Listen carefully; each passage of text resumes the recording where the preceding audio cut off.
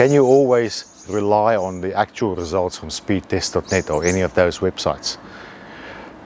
Now, at this point in time, I'm realizing that there's a lot of 5G activity going on. Now, of course, there's a lot of handsets already out there, so all the iPhones, Samsungs, Huawei, I don't know what else is out there, they all start to support 5G, and that is pretty awesome.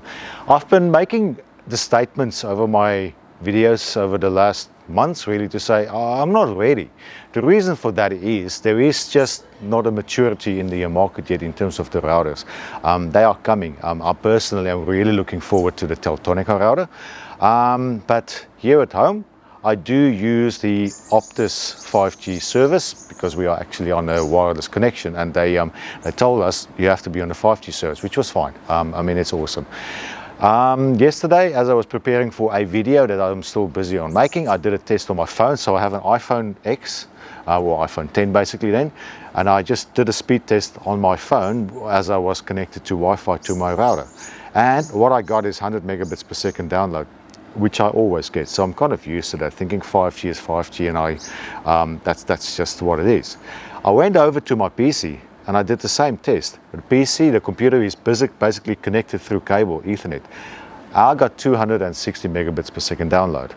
Now, when I really learned there's a bit of an artifact happening here between my Wi-Fi and my Ethernet internet connection into my desktop computer, I did a quick test. So basically what I did is I took my my phone and my PC at the same time and consecutively said go for speedtest.net. Now that didn't seem to work quite well because the download was interesting. Download is faster on the desktop PC than it is on my phone, great. But upload, time and again, failed on my upload for my desktop PC, but my phone did get an upload speed. So what I did after that, I thought, you know what, I'm not here to investigate what's going on with speedtest.net. I just want to see how can you demonstrate at the same time I'm using the same internet source and getting different results. So I just did a bit of a time delay between one test and the other one. So I pressed go first on the desktop PC, had that running till it got into the upload test, and then I started my test on my phone as well at the same time on the screen, as you can see, to see what the comparison is between the two.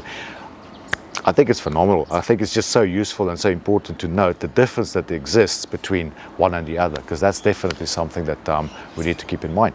We get a lot of questions at RF Shop, people coming in and they say, well, my internet connection is no good.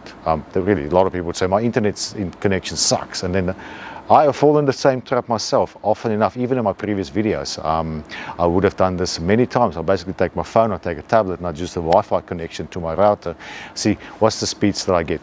The Wi-Fi connection is becoming the bottleneck.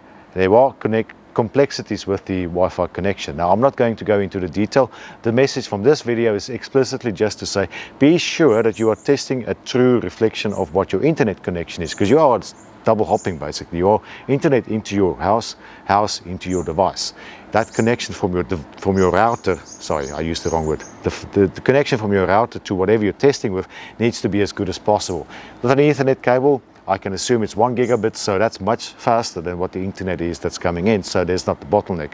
On the Wi-Fi, obviously, there's a very likelihood you have a bottleneck.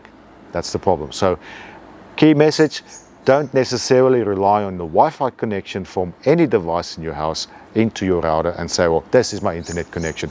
Also, bear in mind, not in my case, I know there was nobody on the internet, but people are watching Netflix, people are watching YouTube, people are doing other stuff on the internet. That's all taking up bandwidth on your internal network, so that's all causing traffic and congestion and contention.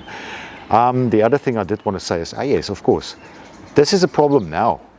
Keep an eye out for Wi-Fi 6. Wi-Fi 6 is claimed to be the solution. So say in a year's time, when more people are getting into Wi-Fi 6 rather than what we currently have as the Wi-Fi standard, the bottleneck is going to be back to the internet supply again. So it's going to be exciting. Of course, right now I'm focused on 4G.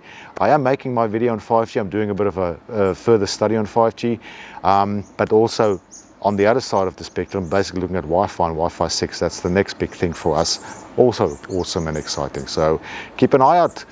Thanks for watching, and remember to subscribe so we can talk about Wi-Fi 6 and 5G in the coming weeks and months. Cheers, bye-bye.